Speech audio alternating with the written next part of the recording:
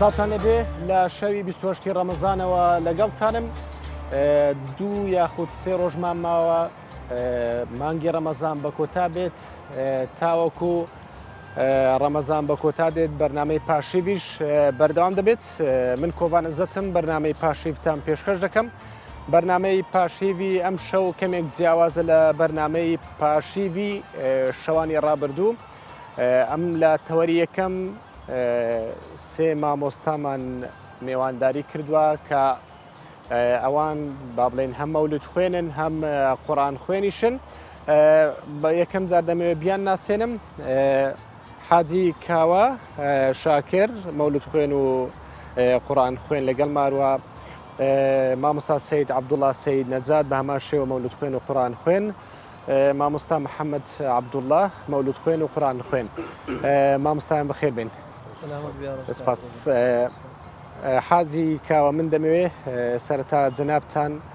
ئەگەر سوورەتێک لە قورئانی پیرۆز بخوێنیتەوە ئەمێ بەوە دەست بە بەرنامەکەمان بکەیت.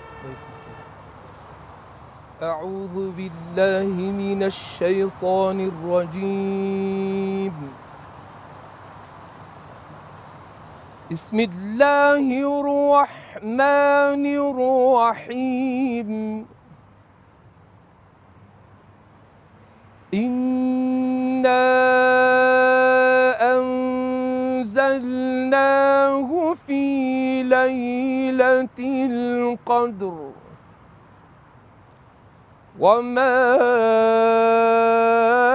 أدراك ما ليلة القدر. ليلة القدر خير من 1000 شهر. تنزل الملائكة والروح فيها بإذن ربهم من كل أمر. سلام هي حتى مطلع الفجر. بسم الله الرحمن الرحيم. إنا أعطيناك الكوثر فصل لربك وانحر. إن شانئك هو الأبتر. صدق الله العظيم. مامۆستا دەنگت خۆش بێ. سپاس. مامۆستایان بەر لەوەی دەست بە تەوەری یەکەمی بەرنامە بکەین پاکێجێکمان ئامادەیە. دوای پاکێجەکە دەست بە گفتوگۆیەکەمان دەکەین. بەڵێ بینەر و بیسەرانی کوردستان 24 پاکێجێکمان ئامادەیە لە تورکیاوە. لە تورکیا مزگەوتێک هەیە بە ناوی چاملیجە کە بە هەزاران کەس لەم مزگەوتەدا نوێژ دەکا. باس لەوە دەکرێت کە نزیکەی 10,000 کەس لە یەک شەودا نوێژی تەراویحیان لەو مزگەوتدا کردووە. بابێکەوە بینەری پاکێجێک بین.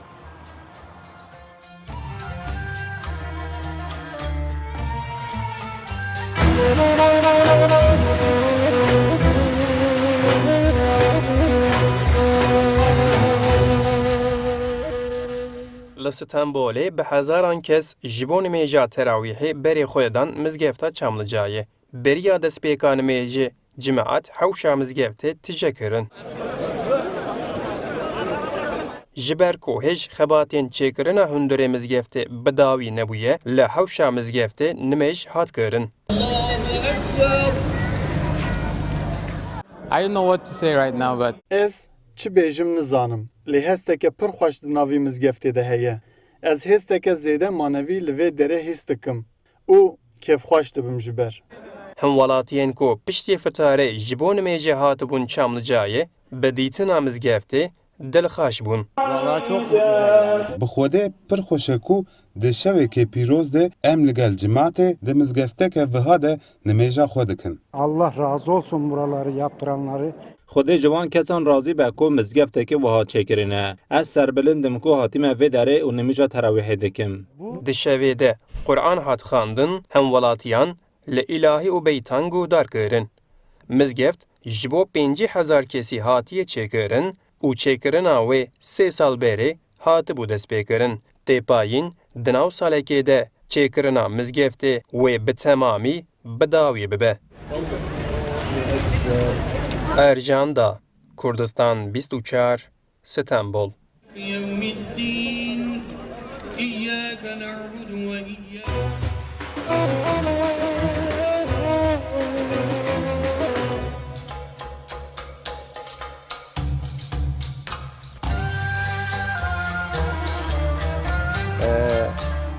بەڵێ مامۆستان ئێستا دەمەوێ ئێوە مەولودێک بخوێنەوە سوپاستانەکەین فەرموون.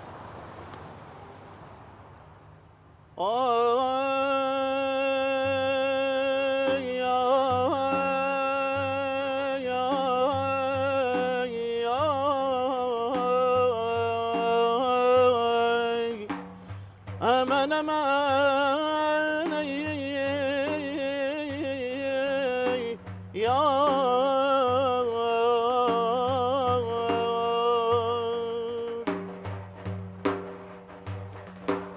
أوقاتم لبو خدمة يا رسول الله بدردي دل قرفتار ليرانا واتاكو مديني ليشفنين ابو سارم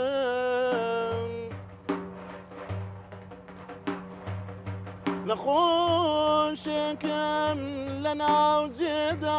قلب برئيش وازارم ازارم اگر همتنا كيشام خزالة قوم قنه بارم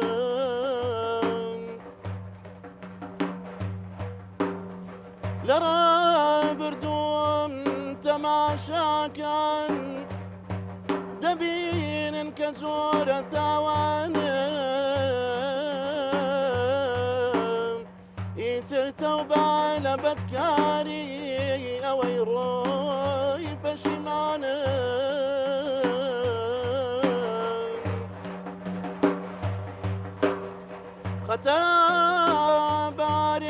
خطاباريش شرمندان هەڵم زۆر کرد و نەمزانی بەڵێم بێ هەتا ماوم نەکەم بێ ئەمر و فەرمانی غەریب و دوور وڵاتێکم لە نێو جێژاوی غەمباری دەخیلك يا رسول الله علاجم كان بيكزاري آي آي آي محمد بيغمبر ما وليد روز قرمايا محمد بيغمبر ما وليد روز قرمايا بيغمبر شيوايا هر دمر إلى تقوايا بيغمبر شيوايا هر دمر إلى تقوايا محمد بيشاوى ما برنامك أو رمايا محمد بيشاوى ما برنامك أو رمايا أركان بيشيرنا رحمة بو عالمنا أركان بيشيرنا رحمة بو عالمنا محمد بيغمبر ما بنيد روز قرمايا محمد بيغمبر ما بنيد روز قرمايا بيغمبر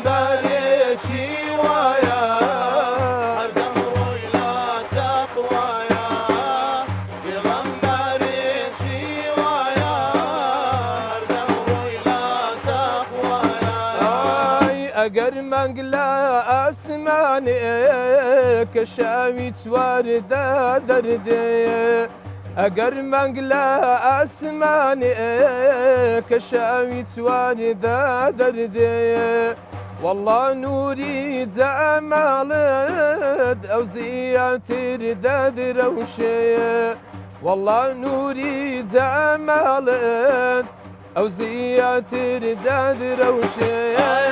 محەممەد پێغەمبەرمە خوێنی دڵ و زگەرمایە محەممەد پێغەمبەرمە خوێنی دڵ و زگەرمایە پێغەمبەرێکی وایە هەردەمووی لە تەقوایە پێغەمبەرێکی وایە هەردەمووی لە تەقوایە. دەستان خۆش بێ مامۆستایان. مامۆستا کاوە کە خۆت سەرپەرشتی دەکەی منەمەوێ پرسیارەکەمە ڕاستی جەنابتان بکەم. ئێوە لە نێو شاری هەولێردا چۆن پێشوازی لە مەولود دەکرێت بە تایبەتی ئێوە تا چەند بۆ نمونە خەڵک لە بۆنەکاندا بانکتان دەکا بۆ مەولود خوێندنەوە؟ سەرەتا بەنای خوای گەورەوە و میهرەبان سوپاس بۆ جەنابتان، سوپاس بۆ ئەم بەرنامەیە، دەستخۆشیتان لێ دەکەین لە مانجی ڕەمەزانی پیرۆز لە هەموو شەوەکان. سوپاس. بەڕاستی شتێکی جوانتان کردیە و سوپاس بۆ مامۆستایانی بەڕێزش کە لەگەر من ئامادە بوون. دەربارەی مەولود لە شاری هەولێر شتێکی نوێ نییە با بڵێن، لەبەرەوەی هەر لە زمانی خوالی خۆشببوو سوڵتان مزەفەر ئەلەو کاتیەوە خوێندنەوەی مەولود و با بڵێن ئەو ئاهەنگە پیرۆزە کە وەکو عشقێک بۆ پێغەمبەر صلی الله عليه وسلم و یادکردنەوەی لەدایکبوونی ڕۆژی ئەو زاتە پیرۆزە ئەو خەڵکەی شاری هەولێر بەڵکو دەتوانم بڵێم هەولێر وەکو سمبولێک یعنی وەکو قودوەیەک بووە لە بۆ خوێندنەوەی مەولود و شارەکانی دیکەشی کوردستان هەر لە هەولێرەوە با بڵێن ئەو شتیان وەرگرتووە. ئەو زمانی کە زمانی سوڵتان مزەفەر ڕەحمەتی خوای لێبی بەس خەڵکی هەولێر نەبوو بەڵکو لە هەموو وڵاتانی جیهان داهاتنە هەولێر ئەو ئاهەنگەیان زیندوو دەکردەوە. ئێمەش هەلەو زمانیەوە تاکو ئێستا ئەو شتە ئەو کارە پیرۆزە دەکرێت، بەڵام لە هەولێر بۆ ئێمەی با بڵێن چینی مەولود خوێنان کە سیر دەکەین بە دڵخۆشیەوە با بڵێن زۆربەی دەمخۆشەکانی شاری هەولێر هەریەکە با بڵێن گروپێکی هەیە بۆ خوێندنەوەی مەولود و لەگەر ئەوەش هەموو خەڵکی بازار و ئەوانەی کە ئەهلی کاسب کارەکان ساڵانە لە ڕۆژی لەدایکبوونی پێغەمبەر صلی الله عليه وسلم ئەو یادە لە مزگەوتەکان و با بڵێن لە شوێنەکانی کە دیاری دەکەن ئەو ئاهەنگە دەکرێت. ئێمەش بەڕاستی بە بڵێن بەدڵەکی زۆر گەورە و خۆشەوە ئێمەش ئەو شەرەفمان پێدرایەکەوە بتوانین دەنجی خۆمان بۆ مەدحکردنەوە هەرچەندە مەدحیمە پێغەمبەر گەورە ناکات چکە پێغەمبەر بەخۆی گەورەیە، بەڵام ئێمە خۆمان گەورە دەکەین بە مەدحکردنی پێغەمبەر. حازیکەوە مامۆستا سەید عەبدوڵڵا،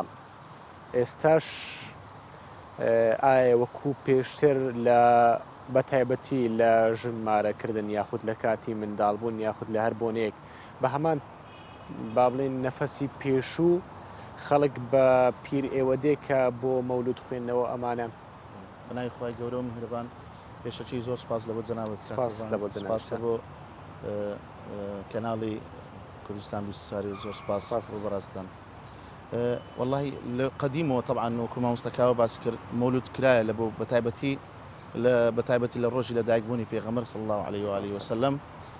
خەڵکان مەولودیان دەکرد لە مزگەوتەکان و لە شوێنە گشتیەکان.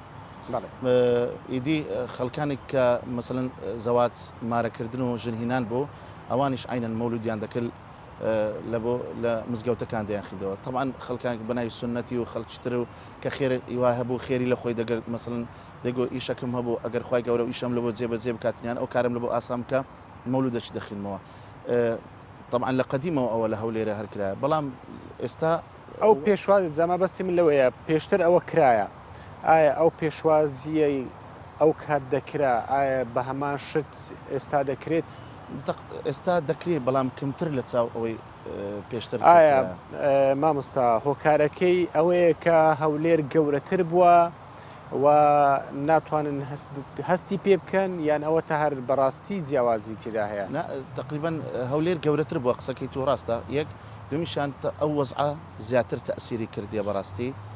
لەسەر خەڵکەکەی کە خەڵکەکان پێشتر بژێوی ژیانیان باشتر بوو دەیانتوانی مەولود بکەین دەیانتوانی ئاهەنگ بجێڕن بەڵام ئێستا لە بەرەوەیەک جەنابەت دەزانێ زۆرفەکە ناخۆشتر بووە زۆرفەکە هەندێک وەکو بڵێن بە کوردی خۆمان قەیرانی کردێ مەوزوعەکان ئەوەیە خەڵکەکان زیاتر لە چاو پێشان مەولود دەکەن ئێستاش هەر هەیە بەڵام لە چاو ئەوەی کە پێشان زیاتر بوو ئێستا کەمتر بوویتەوە بەڵێ مامۆستانەگەر بەرهەمێشتکەتان هەبێ دواتر مامۆستا محەممەد دێمە لای جەنابیشتان بەس بە ئەگەر بەرهەمێشتکەتان ئامادە بێ ئینشاءڵڵا دوای ئەوە دێمە لای جەنابیشتان پرسیارم بۆ تۆشەیە فەرموو مامۆستا اللهم صل على محمد يا ربي صل عليه وسلم اللهم صل على محمد يا ربي صل عليه وسلم يا حبيبي يا طبيبي أدم الصلاة على الحبيب محمد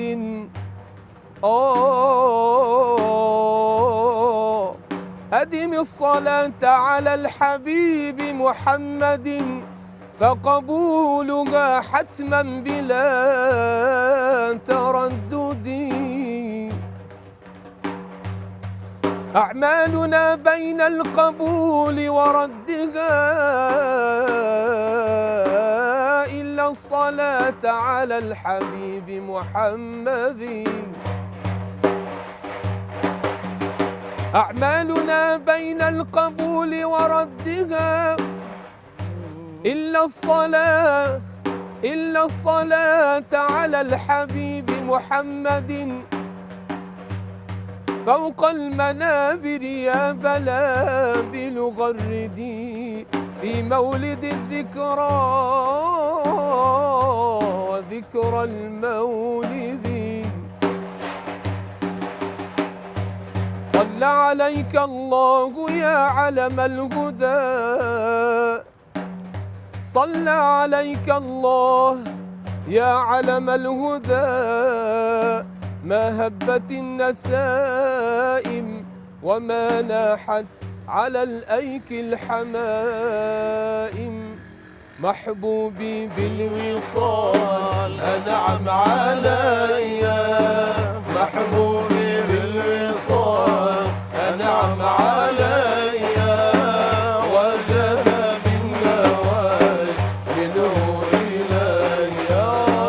وجد بالنواي منه إلي قد طفت حول البيت سبعا ملبي قد طفت حول البيت سبعا ملبي قد طفت حول البيت قد طفت حول البيت قد طفت حول البيت سبعا ملبي قد طفت حول البيت سبعا ملبي راجيا رب البيت يغفر لي ذنبي راجيا رب البيت يغفر لي ذنبي محبوبي بالوصال أنعم علي محبوبي بالوصال أنعم علي وجد بالنواي منه إلي وجد بالنواي منه إلي وصلي يا سلام على المعلم وصلي يا سلام على المعلم وصلي يا سلام وصلي يا سلام وصلي يا سلام على المعلم وصلي وسلام على المعلم والآل والأصحاب ربي وأنعم والآل والأصحاب ربي وأنعم الله الله الله الله ما لنا مولى سوى الله الله الله الله الله ما لنا مولى سوى الله كلما ناديت ياه قال يا عبدي أنا الله طلع البدر علينا من ثنيات الوداع طلع البدر علينا من ثنيات الوداع وجب الشكر علينا ما دعا لله داع الله الله الله الله ما لنا مولى سوى الله الله ما لنا مولى سوى الله كلما ناديت ياه قال يا عبدي أنا الله دەستان خۆش بێ مامۆستایان دەنگتان هەر خۆش بێ مامۆستا محەممەد دەگەڕێمە لای جەنابەت ئایا لە دەرەوەش بانکێشتان دەکرێت بۆ مەولود خوێندنەوە جگە لە شاری هەولێر بانکتان دەکرێت بەڵێ چۆن دەڵێم لە دەرەوەی هەولێر جگە لە نێو شاری هەولێر بڵێ لە بۆنەکاندا بانکتان دەکەن بۆ مەولود خوێندنەوە بڵێ بناوی خدای گەورە میهرەبان زۆر سپاس پێشکی سپاسی کەناڵی کوردستان بەسار دەکەن لۆ ئەو بەرنامە جوان و خنجیلانە طبعا ئەمە بێزگە لە ناو شاری هەولێر لە دەرەوە شاری هەولێرش بەشداریمان کردووە بەڵکو بگرە لە پارێزگاکان کەش لەگەر بەڕێزان مامۆستاکا و کاکسەید بەشداریمان کردووە چوینە مەتەلەن بەشداری زیاتر لە مەولدەکانمان کردێ لە گوندەکانیش چوونیە بەڵکو چوینە شوێنە دوورەکانیش بەڵێ بەشداریمان کردووە لە مەولد خوێندنەوە بڵێ مامۆستاکەوە وابزانام تۆ زیاتر پێت خۆشە پێت بڵێم حاجی کاوە حاجی کاوە باشە زۆر کەسێ دەڵێ مەولود خوێندنەوە بیدعەیە ئێوەش پێتان وایە بیدعە نییە ئێوە چ بەڵگێکتان لە هەیە کە مەولود خوێندنەوە بیدعە نەبێ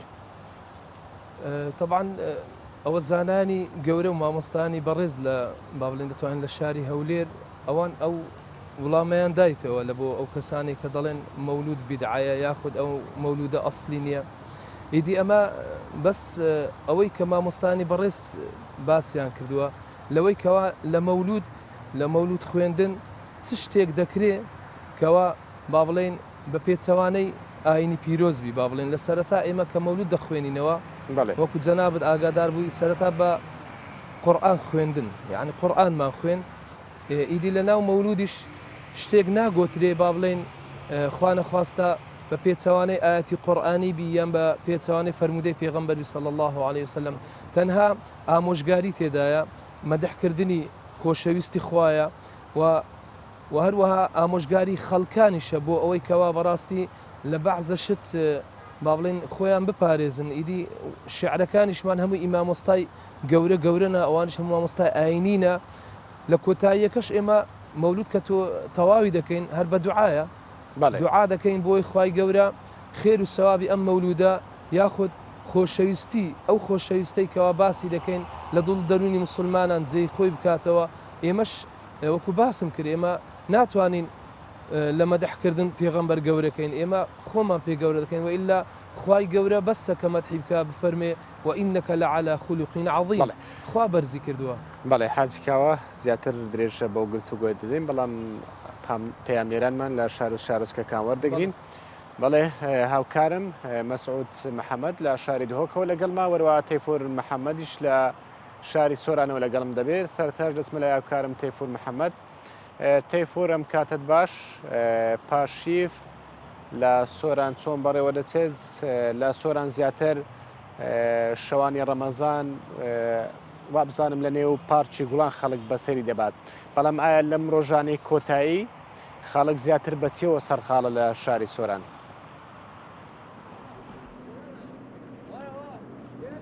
کۆڤان ئەم کاتت باش سلااو ڕێزمان بۆ میوانە بەڕێزەکانیش ئەم شەو دیارە مەولودێکی خۆش و حەزم دەکرد زیاتر جۆم لە دەنگە خۆشانە بووە بەڵام ئێتر تۆ دیارە ڕێگەر نەدا ئەوان بەردەوام بن ئەجینە حەزم دەکرد زیاتر گوێبیستیام و نهات بە لای من هەر لە لای ئەوان بای بەرحاڵ ئەوەی تایبەت بێت بە شاری سۆران وەک دەبینن تاکو ئێستاش قەرەباڵغی هەیە لە ناوەڕاستی شاری سۆران وە لەو شەو یا بەڵا بڵێن ئەو شەو تایبەتمەندی خۆی هەیە دەبینین قەرەباڵغەکە یەکجار زۆرە بۆیە لێرە ماینەوە ویستمان بازاری سۆران نیشان بدەین تەنها با بڵێن دوو شەوێکمان ماوە دەگەینە جەژن بۆیە خەڵک زیاتر ڕوو لە بازار دەکات لە بازار دەمێنەوە بۆ ئەوی کاڵا و کەلوپەل و پێداویستی ڕۆژی جەژن بکڕن هەوڵ دەدەین بچینە لای چەند هاوڵاتێکە ئێستا لە ناوەڕاستی شارین هەرچەند تۆ ئاماژت بەوە کرد کە خەڵک زیاتر لە پارچی گوڵان دەمێنێتەوە بەڵێ خەڵک زۆر لەوێ دەمێنێتەوە ژمارەی زۆریش ڕوو لەوێ دەکەن بەڵام تا درنگانێکی شەو لەوێ نامێنەوە بەڵکو دواتر دێنە بازار بۆ کڕین و کاڵا و کەل و پێداویستی ڕۆژی جەژن بۆیە پارچی گوڵان لە ئێستادا داخرێت لەو کاتانە لێرە لە سنتەری شار کۆمەڵ خەڵکی لێ دەچینە لای ئەوان با بزانین ئەوان ئیشوکاریان چۆنە و چۆن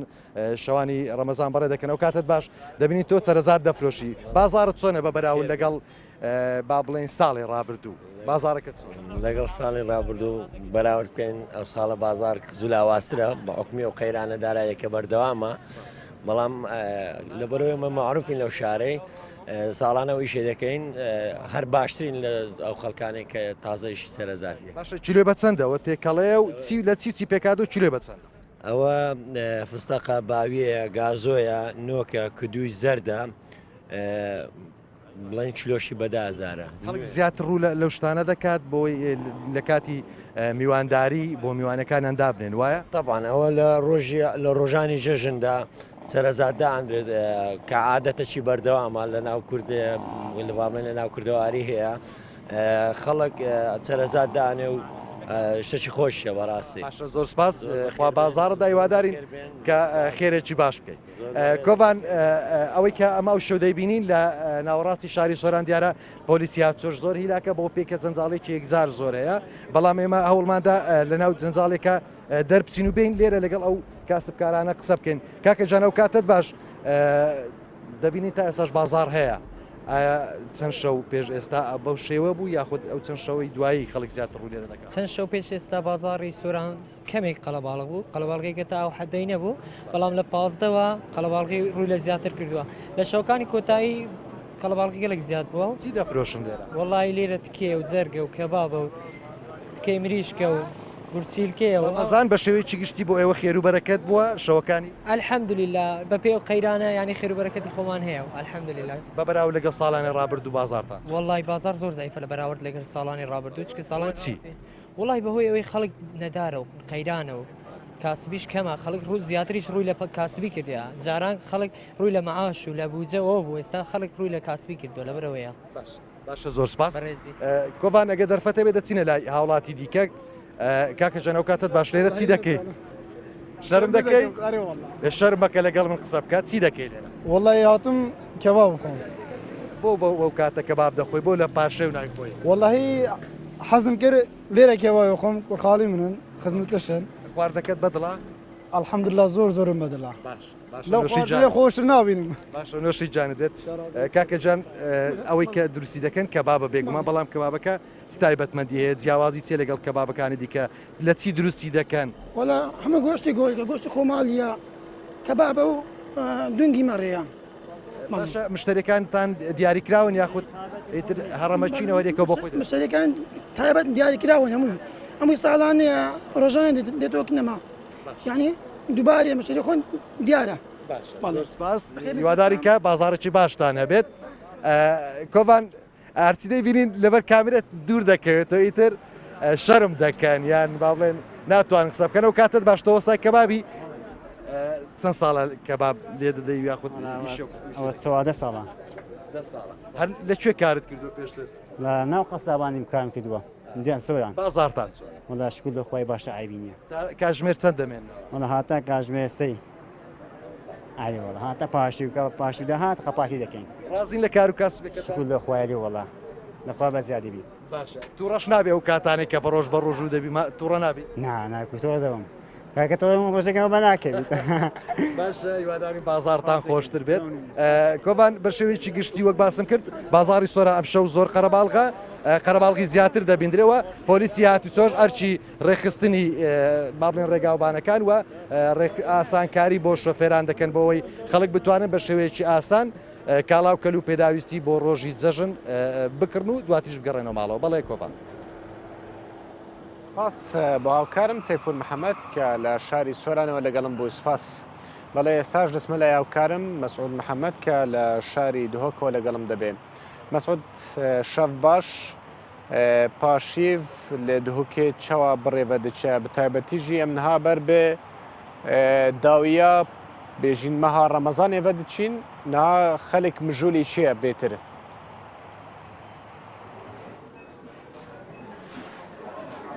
بله دمت باش بیتن که واناکی تا ماجه پیکری دیاره که ام برف شوین داوین ماه رمضان پیروز بچین تنه دو یا سه شب ماینه اجبر ویجی از البازار که مکوان ها بازار هجی دیاره تایبت بدابین کرنا کلو پلن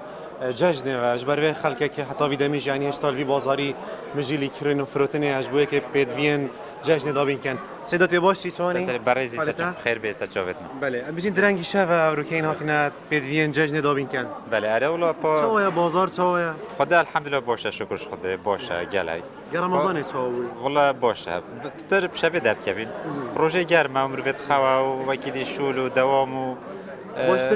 باشترین ادوی گرمه ده یعنی پشتی ماه رمضان جی هر بشه بازار و سوی وکری بیت حتی درنگ خدا گلای باشتره بله والله یعنی اگر بردوام هبیدن مرو بهت بیت خواهی جشن بکریدن تشتکی کرینه که فرود نکه بازار کرنه که گلک باشتره اوسا بردوام من بحث جشن بک یعنی نه تو یعنی هولاتیه تو زیادتری چش بانکلو پلاب کارتینی جشن دا پیشوازی و مهوان آوان شیرینه دیوانا خدا برای خدا نه چه مناسب بیت جام بیت بخوین تام کنه یعنی اوسا باشترش بشه مرو بهت ده تام کرده پروژه نزاین کاتامان چای خوشه نخوشه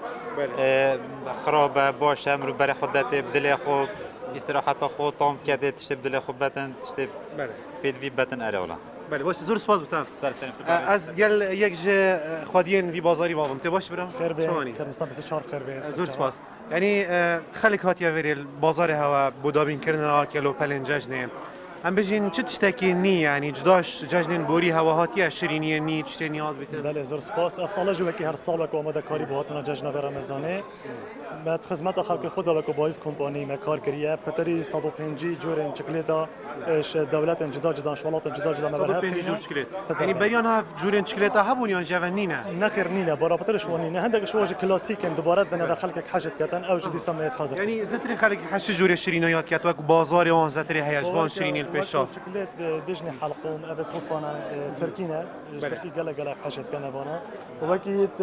بريطاني جي افجي جوره قالك مشهوره وكي ما كنتش اف جوره هنيج ميت انا نبتني وكو بايف كومباني جارك ما مادك انه وكو حلقونش بركو هافينا جرمه دا مشكله حاليا بو خلق ما تشينا بتن افجي ما پیدا كرينا زيد بوري شكلتن بلجيكي کو قالك طومتوانا وجولتوانا بكواليتي قالك بوشن اوجي ما برا بوهتوانا تشاونين يعني زوني قيرانه وموچنين انه يعني قلب قيرانه بوهيفات گنجيتن بله وكو برچاف گرتنا في قيرانه نو كاكو هرم قدسان وگرتي ما هول ضايع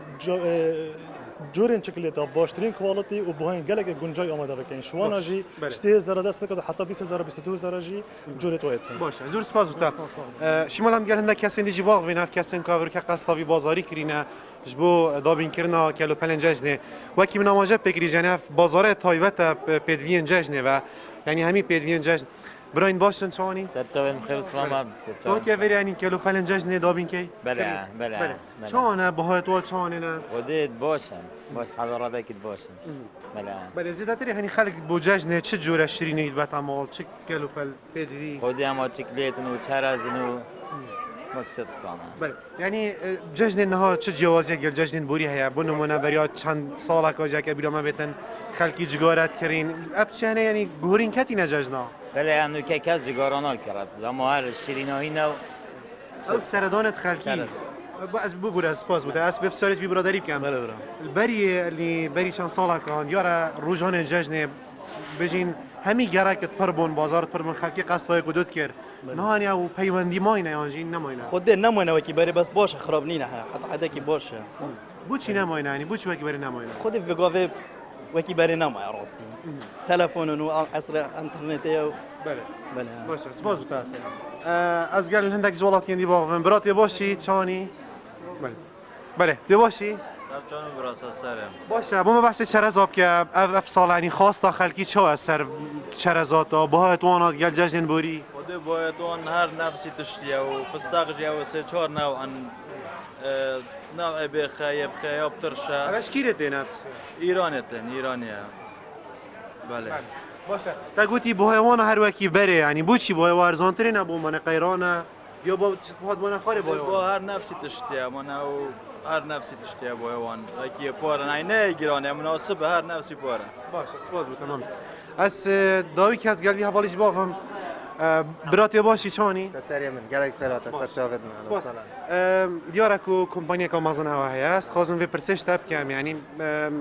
هر ما کردستان تراوش که تایبت دایم تایبتی هزم پیشمرگی لگلک جهان داشکاندن بو هزم پیشمرگی هوا والفيجي وهول ندات شكي وصاب كان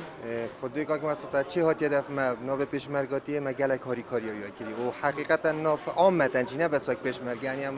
اكو بجا ابوريا كردستان گلک حالا واس بيگاوه هم هاری کاریو خرات کین و خصمت باش مهنه یعنی کاری کارن باشین گل هم یا تقصیر نکردی بله بله دیارا کوون افکارت من ماجا پنت کان کدام می که ما دوگر من و استودیو بله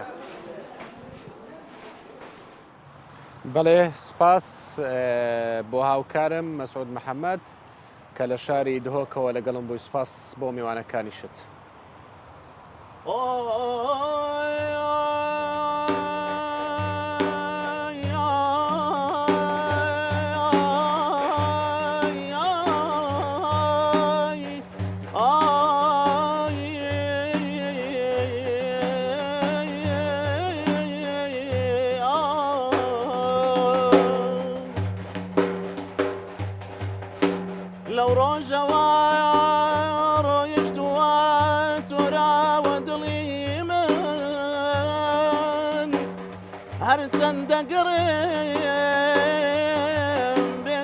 شوين ما ودلي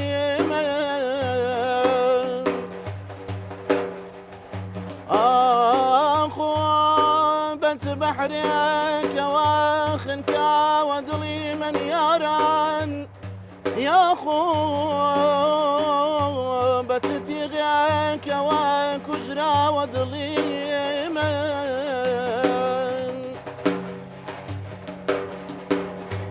بوتي نرجع يا سيلي سروش كام وكو باران بوتي وكو يعقوب لبن بشهري شاران لو يوسف برسيم لبيقان وياران شون ما ولا صدلا ككجرا ودلي من ربي بين صلوات صلوات بو حبيبي خوج لقيته أحمد وأسعد محمد محمد مجتبى يا مصطفيته ولقيته بمهرباني كافي أبو مبتليته ولقيته بمهرباني كافي أبو مبتليته فجري تاريخته كدار كوت كدار كوت شوقي داوى لبر نوريته ربي بنينا صلوات صلوات بو حبيبي خوج لقيته أحمد وأسعد محمد محمد مجتبى يا مصطفيته صاحب سيدة مولانا بوهم عالم مولايته صاحب سيدة مولانا بوهم عالم مولايته أو دنيا يا ظلمة ظلمة قرن بنوري سرايته ربي بنير صلوات صلوات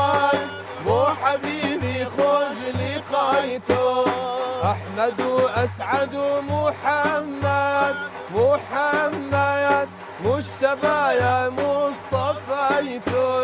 جافي داي عري بالايتو ضل في داي سبري آلايتو جافي داي عري بالايتو ضل في داي سبري آلايتو بعد الشايا اوي بيتبر سبري بالي همايتو ربي بنير صلوات صلوات بو حبيبي خوش لقايتو أحمد أسعد محمد محمد مجتبى يا مصطفيتو يا مزمل بو خلايتد يا مدثر بو كلايتو يا مزمل بو خلايتد يا مدثر بو كلايتو يا سلقابي تشريف طه ابو بدري قوليتو يا ربي بيننا صلوات صلوات بو حبيبي خوش لقايتو احمد اسعد محمد محمد مجتبى يا مصطفيتو دەستان خۆش بێ دەنگیشتان خۆش بێ سلامت يا ربي حاجی کاوم لە پرسیاری ئەوە بووین کە هەندێک کەسێ ئەمە بە بیدعا دەزانێت ئێوە هیچ بەڵگەیەکتان لەلا هەیە فەرمودەیەکیان شتێکی لەسەر بێت کە ئەوەی ئێوە دەیکەن بیدعا نەبێت خۆی ڕاستی ئەوەی باسم کرد سەرەتاش گوتم مامۆستایانی گەورە یعنی هەرە سرودەی با بڵین کە پێش ئێستا خوێنمانەوە ئەوە مامۆستایەکی بەرز و گەورە وەکو مامۆستا عەبدولکەریم مدەریس هیچ مامۆستایەک باوەڕ ناکەم ئینکار لەوە بکا کە لە تەقوا و لە عیلم و لە گەورەی ئەو مامۆستای بەڕێزە ئەو شعرەی داناوە لەسەر مەدح و سەنای پێغەمبەر صلی الله عليه وسلم لەلایەکی دیکە بەڵگەی گەورە ئەوەیە کە خوای گەورە لە قورئان وەڕەفەعنا لەکە ذیکرەک دوایە گەورەترینش لەوە ڕۆژانە 5,000 ئێمە گوێمان لێ دەبی مؤەزین تەمەشا کە دەڵێ ئەشهد ئەن لا إله إلا الله لە دوای دەلێ ئەشهد ئەن محەممەد رسول الله یعنی ناوی خوای گەورە بەرز دەبتەوە و خوای گەورەش ناوی پێغەمبەریش بەرز دەکاتەوە ئەوە بەڵگەیەکی تر زۆر لەوە جوانتر کە خوای رب العالمین لە سوورەتی الحجر سوێن بە عمری پێغەمبەر دەخوا صلی الله لە عەمرکە بەجان و عمری پێغەمبەر صلی الله عليه وسلم ئەگە خودای گەورە مەدحی ئەو خۆشەویستەی خۆی بکە بە گەورەی خۆی وەکو باسم کرد کە دەفەرمێ وإنك لعلى خلق عظيم ئێ باشە ئێمەش مسلمانین خۆشەویستی با بەشێک لە دڵی ئێمەش هەبی مەدحی بکەین و ئەوانەی کە دەڵێن بیدعەیە ئێمە مەدحی پێغەمبەر ناکەین بەو جۆری خوانە خواستە بگەینە پلەی شرک ئجایەکی لە پرسیارەکانم ئەوەیە بە تایبەتی لە کاتی لەدایکبوونی پێغەمبەر صلی الله عليه وسلم کە مەولود دەکرێ باس لەوە دەکرێت زۆر بە پێغەمبەر صلی الله عليه وسلم دا هەڵبگوترێ ئەوەی وەک ئەوەی کە خواتان لەبیر چوو بێ ئەوە قسەیە بەڵگەنیە لەبەر ئەوەی ئێمە هەمومان مسلمانین پێش هەموو شتێک ئیمانمان بە گەورەی خوا هەیە ئیمانمان بەوەیە کە خوای گەورە خالیقی ئێمەیە رازقی ئێمەیە هەموو ژیان و مردنمان لە دەست خوددایە بەڵام خۆشەویستی پێغەمبەر صلی الله عليه وسلم لەوە دیار دەبیکەوە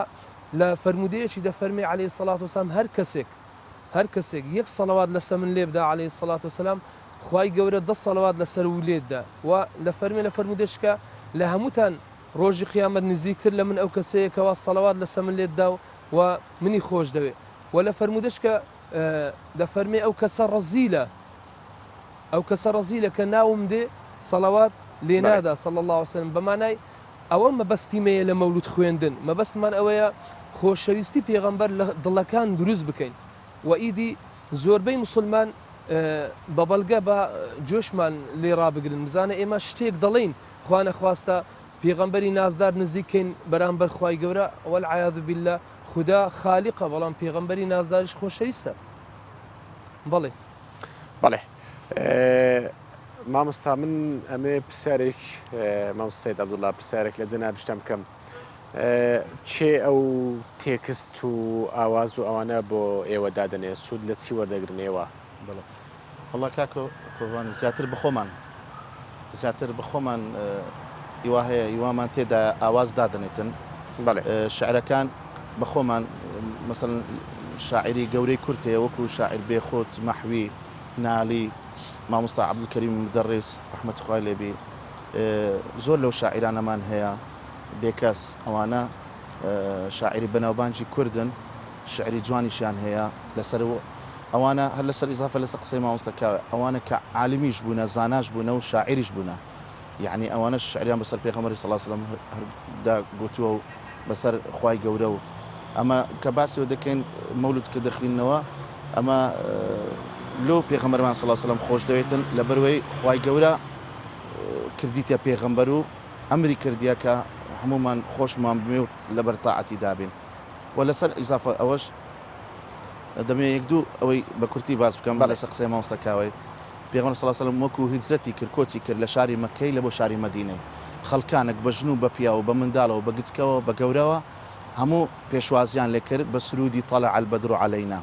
کە ئەوە لە قەدیمەوە گوترایە دەفیشیان لێدا ئەگەر ئەو شتە ئەگەر باش نەبا و ئەگەر خراپ بە پێغەمبەر صلی الله علیه و سلم ئەمری دەکرد کە ئەو شتە نەکرێ و قەدەغە بکرێتن بەڵکو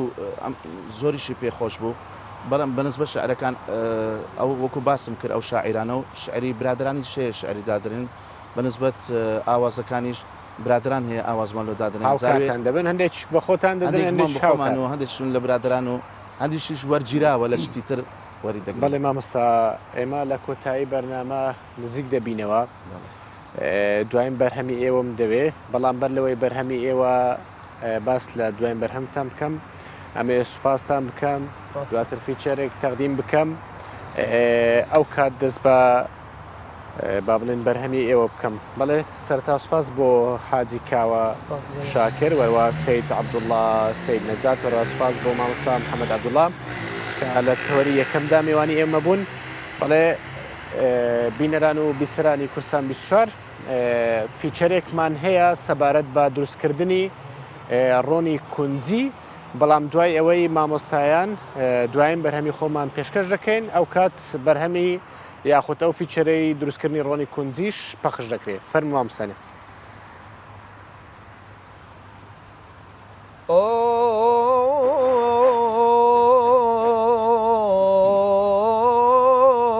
مدد يا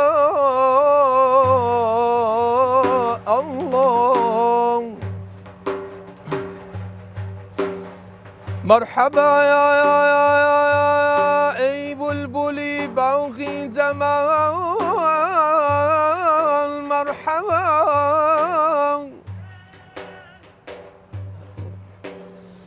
مرحبا علي السلطان مرحبا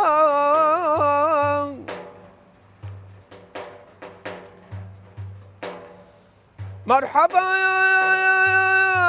اي سر فرقان مرحبا مرحبا اي ماهي خورشيدي غدا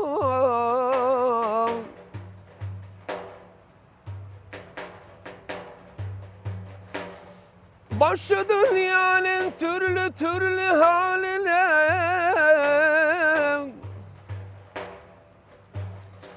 hiç kimseler çare bulmaz ölüme ölüme ne gelirsen haktan kuluna sabri delir cünül elbelle gelir Sağırım Bilal'in cansın yanıma Üç müçlatım indim atıma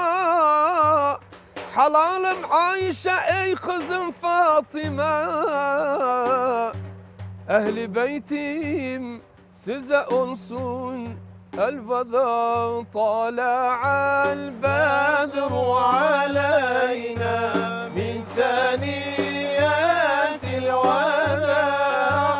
Vecebe şükru aleyna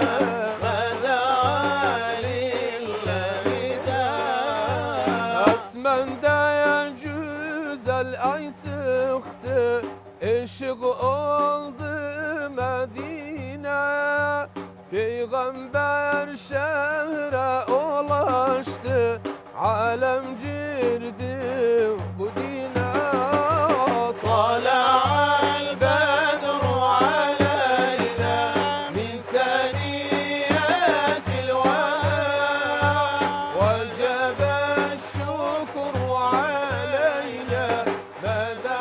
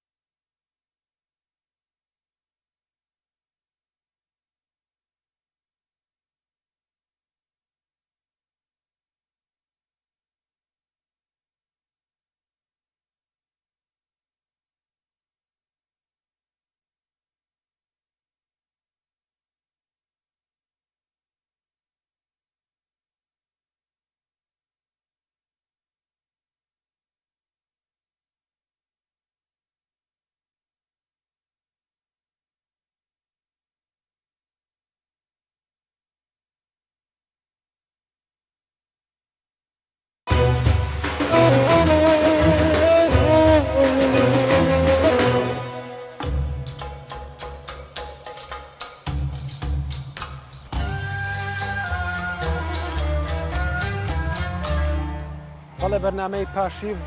بەردەوامە تەوەری یەکەم بە کۆتا هات لە تەوەری دووەم کە تەوەری تەندروستیە تایبەتە بە چەند ئامارێک بەڵام بەر لەوەی دەست بە تەوەری دووەمی بەرنامەی پاشیف بکەین پاکێجێکمان ئامادەیە لە مانگی ڕەمەزاندا لە هەردوو شاری سۆر و تەرابروس لەسەر کەنار دەریای ناوەڕاست خەڵکی دوای ئەوەی کە بەربانگ دەکەن ڕۆژی خۆیان دەشکێنن دەچنە دەرەوە و دەچنە نێو بازار و ئەوان پیاسە دەکەن و دەست بە خواردن و خواردنەوە دەکەن بابێکەوە بینەری ئەم پاکێجە بین.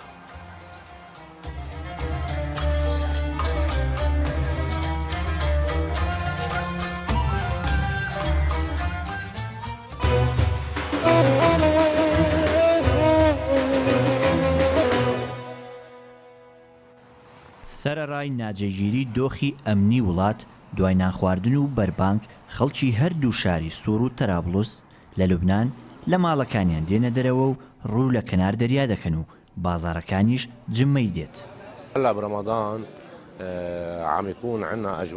ڕەمەزانی ئێرە زۆر خۆشە خەڵک هەمووی دێنە دەرەوە و ڕێگاوبانەکان قەڵەباڵغ دەبن. پێم وایە ئەم کەشە ڕەمەزانیانەی ئێرە لە هیچ شوێنێکی دیکەی لوبنان بەرچاو ناکەوێت.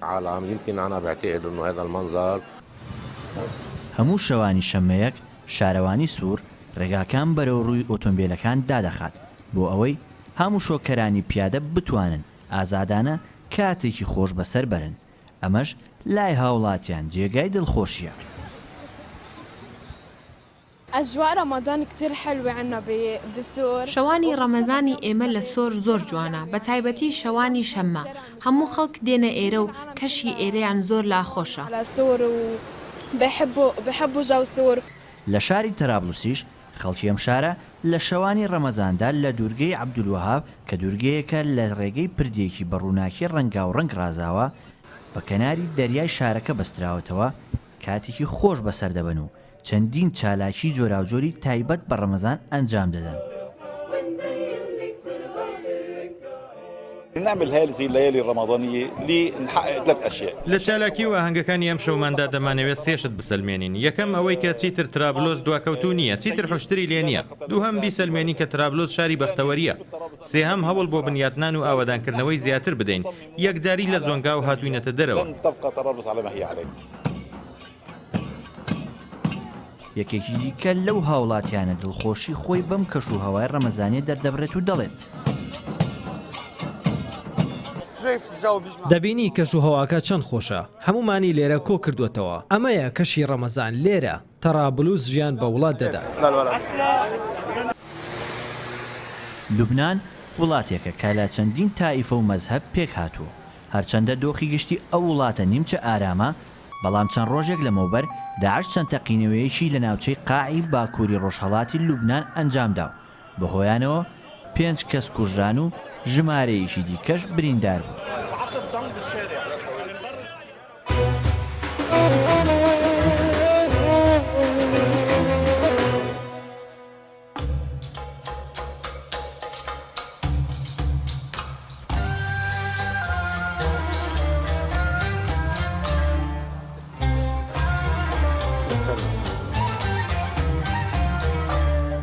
بەڵێ لە تەوەری دووەمی بەرنامەی پاشیف کە تەوەری تەندروستیە سید زەمان حەسەن بەڕێوەبەری کارگەر نەخۆشخانەی فریاکەوتنی ڕۆژهەڵات لەگەڵم دەبێت لەگەڵ ئەو باس لە چەند ئامارێک دەکەین بزانین لە مانگی ڕەمەزاندا چەند نەخۆشێک سەردانی نەخۆشخانەی فریاکەوتنی ڕۆژهەڵاتیان کردووە. بەخێر بێت سید زەمان. لە سەرەتای مانگی ڕەمەزانەوە تاوەکو ئێستا چەند نەخۆش سەردانی نەخۆشخانەی فریاکەوتنی ڕۆژهەڵاتیان کردووە. سەرەتا بەنای خی گەورە میرەبان سپاس بۆ بەرنامەی پاشیف لە کوردستان تیڤی کە بڕۆ میوانداریان کرد لە کوردستان 24 کە بڕۆ میوانداریان کردین. دیارە ئێمە وەکو نەخۆشخانەی فریاکەوتنی ڕۆژهەڵات بەر لە هاتنی مانگی ڕەمەزانی پیرۆز بە بەرنامەیەکی جیاوازتر لە مانگەکانی تر خۆمان بۆی ئامادە کردبوو و بەخۆشیەوە ئێستا تقریبەن ئەوڕۆکە دەگەینە نزیکەی 28 ڕەمەزانی ڕۆژانە لە پێشوازی نەخۆشانداین ئەوەی کە پێویستی پێمان بێ لە ڕووی چارەسەری تەندروستیەوە دەرگا ماوەڵایە 24 کاتژمێر بۆ ئەوەی لە نزیکەوە ئاگداری ڕەوشی تەندروستی هاوڵاتیانی خۆشەویستبی لە شاری هەولێر بێشک لە مانگی ڕەمەزان وەکو مانکاینتر نییە لە ڕووی ئامارەوە زیاتر ئامارەکان گۆڕانکاریان بەسەر تا ڕێژەکە زیاتر بووە ئێمە ڕۆژانە لە ماوەی 24 کاتژمێر 700 تا 800 نەخۆش بە گشتی سەردانی نەخۆشخانەکەمان دەکات لە هەموو بوارەکان ڕۆژانە ئەی هیچ ئامارێکتان لە سەرەتای ڕەمەزانەوە تاوەکو ئێستا چەند کەسێک سەردانی ئێوەی کردووە مەبەستم لە نەخۆشەکانە ئێمە بۆ مانجی با بڵێن 6 مانجی ڕەمەزان نزیکەی لە سەرەتای مانجی ڕەمەزان تاوەکو ئێستا نزیکەی 299 کەس نەشتەرگەری گشتی بۆ ئەنجام درراوە لە نەخۆشخانەکەم ئەو بەس نەشتەرگەری بۆ کراوە لە نەشتەرگەری گشتی بڵێ لە ناو نەخۆشخانەکەیمە واتە ئێوە ببوورە کاک سامان ئێوە جگە لە سید زەمان ببوورە جگە لە چارەسەرکردنی فریاگوزاری واتە سەرەتایی ئێوە نەشتەرگەریش دەکەن لە نەخۆشخانەی فریاکەوتن بەشی نەشتەرگەریمان نەخۆشخانەکەمان ڕۆژانە لە کاتژمێر 8 بەیانی تاوەکو 12 شەو کراوەیە لە پێشوازی هاوڵاتیاندایە ئەو خەڵاتانێک لە ماوەی مانگی ڕەمەزاندا 299 کەس نەشتەرگەری بۆ ڕەمەزان نەشتەرگەری گشتی 299 نەخۆش فەرمانەکان کش نەشتەرگەری شکان 85 نەخۆش نەشتەرگەری شکانی بۆ ئەنجام درراوە داخیل بوون بە گشتی 1095 کەس لە نەخۆشخانەکەمان خەوێنراوە و دەرچوە و ئەوەی کە تاکو ئێستاش مابێتەوە ڕۆژانە زیاتر لە 700 تاوەکو 800 نەخۆش بەگشتی لە ماوەی 24 کاتژمێر سەردانی نەخۆشخانەکەمان دەکاتن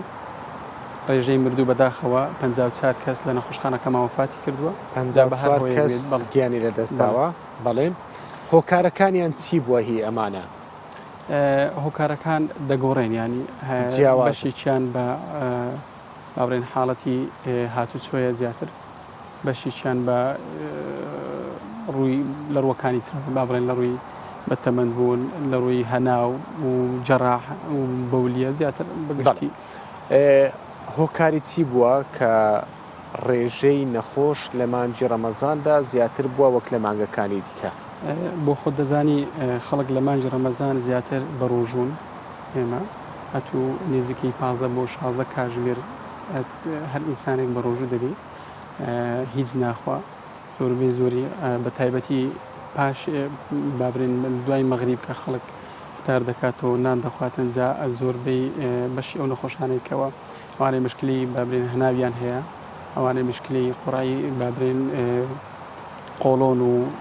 ئەو حاڵەتانە زیاتر و لە نەخۆشخانەکانمان دەکات بەڵێ تەسەممکردن بە خواردن زیاتر ئەو نەخۆشانەی کە سەردانی ئێوەیان کردووە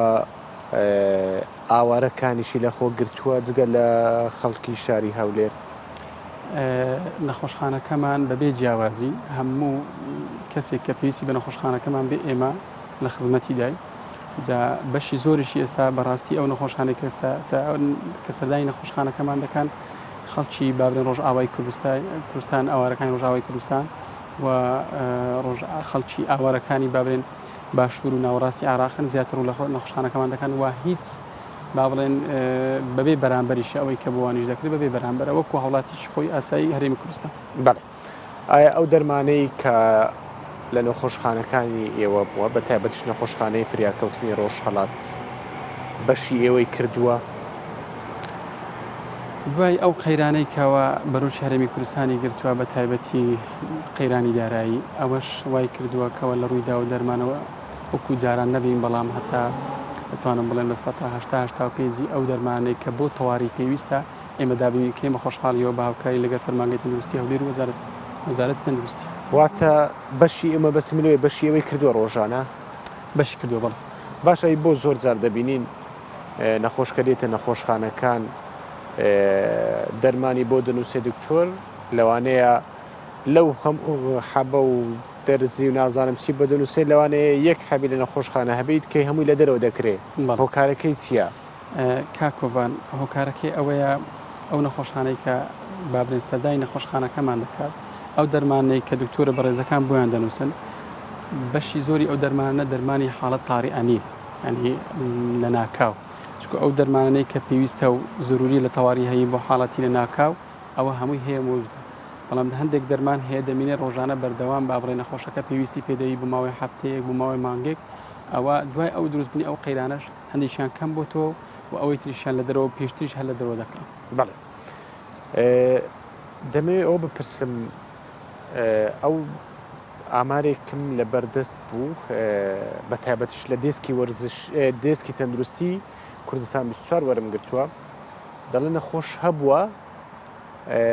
لەوانەیە تەکلیفی بایی نزیکەی $10,000 ویسپێ و لە نەخۆشخانەی فریاکەوتن چارەسەری بۆ کراوە ئەمە تا چەند تەکلیف بۆ سەر ئێوە وەکو لە سەرەتا باسم کرد ئایا شتیواتان هەیە کە نەفرێک هەبێت و نەخۆشێک هەبێ ئەو تەکلیفی لەسەر ئێوە هەبێت لە سەرتاش باسم کرد ئێمە لە نەخۆشخانەکەمان چەند بەشێکی بەشێکمان هەیە یەک لەوانە بەشی RCU بەشی ICU ئەو نەخۆشخانەی کە لەوێ دەخوێنرێن نەخۆشی هیلاکن ئەوانەی کە تووشی حاڵەتی بابرە مێشک و دەما دەبن ئەوانەی کە بێهۆش دەبن حتمما ئەو نەخۆشانە زیاتر دەرمانیان پێویستە ئەو دەرمانێک کە پێویستیانە دەرمان گرانبەهان جا بۆیە بە خۆشحاڵیەوە بەشی زۆری ئەو دەرمانە لە نەخۆشخانەکەمان دەست دەکەویتن جا ئەو نەخۆشانە کە دەژمێنێتەوە فترێکی زۆر دەمینێنەوە لەو بابرین بەشی ئینایە و نعاش و دەمینێنەوە دەخەوێنرێن ڕۆژانە پێویستیان بەو دەرمانە دەبیتن بۆیان دابین دەکرێتن بەڵێ بە خۆشحاڵ ئایا ئێوە هیچ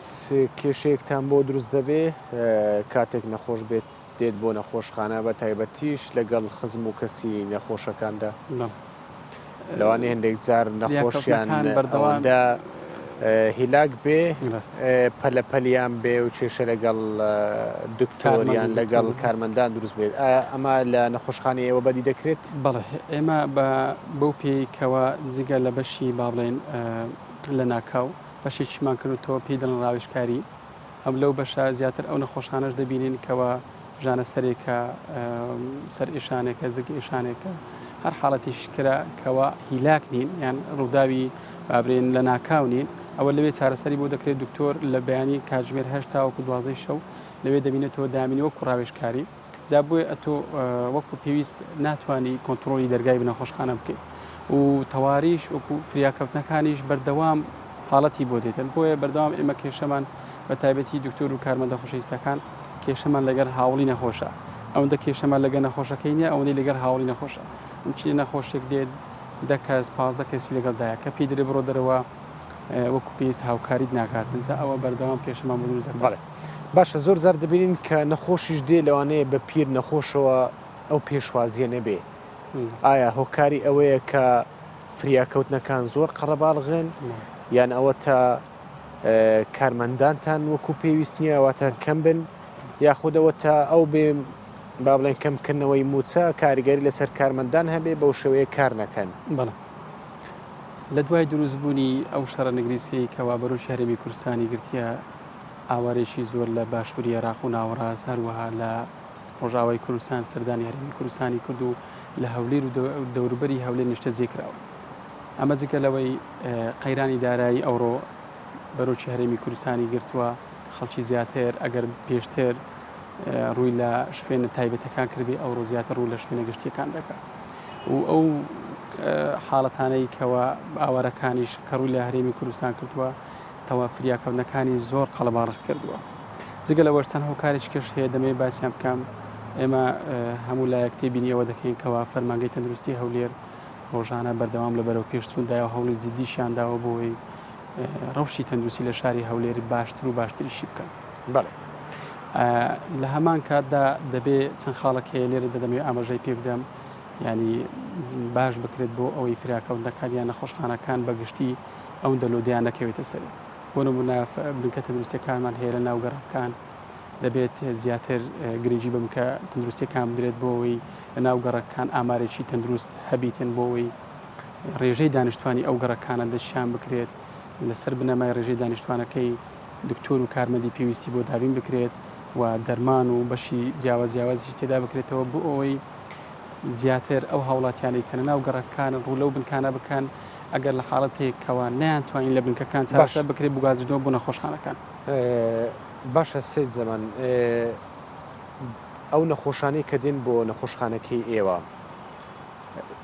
حاڵەتی وەها بووە لە بنکەکان چارەسەر بکرێت بەڵام بێەوەی بستە بنکەکان ڕاستەوخۆ بێنە فریاکەوتن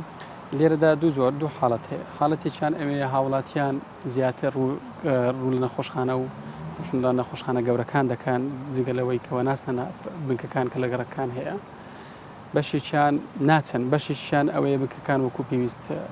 ئاور لە نەخۆشەکان نادرێتەوە وەکو پێویست بەشی تێدانیە وەکو پێویست لەوانەیە تا و دەرمانی تێدا نەبێتن ئەوە وای کردووە زیاتر ڕوو لە نەخۆشانەکان بکرێتن بەشێکیان هاوڵاتیان ڕوو لە بنکەکان ناکەن یعنی کابرا دەبینین لە ماڵێ زاری وا هەیە حاڵەتی وان بۆ دیتن پێویست بە فریاکەوتن نەکە دێ قەڵەباڵغی ناو نەخۆشەکەیتان وایە هۆکاری بێمتمانەی بی کە نچنە بنکەکان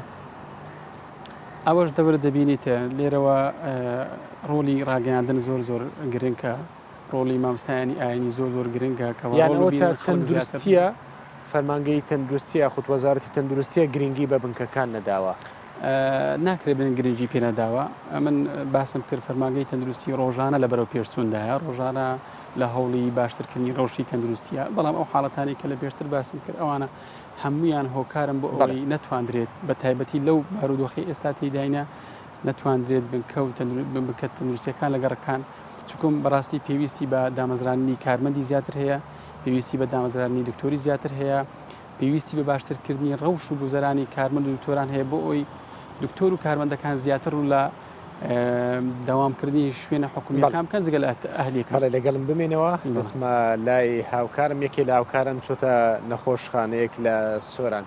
بەڵێ هاوکارم تەیفور محەممەد چۆتە نەخۆشخانەیە فریاکەوتنی سۆران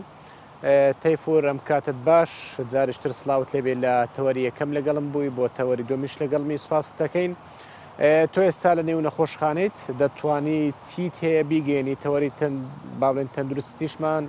هەر سەبارەت بە ئامارەکان بۆ و لەسەر فریاکەوتن بووە تزانیارێکت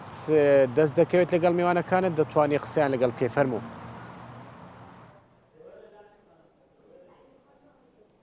کۆڤانجارێکتر سلااوت لێبێ من لە فریاکەوتنی سۆرانم ئەو فریاکەوتنێکی ئێستا من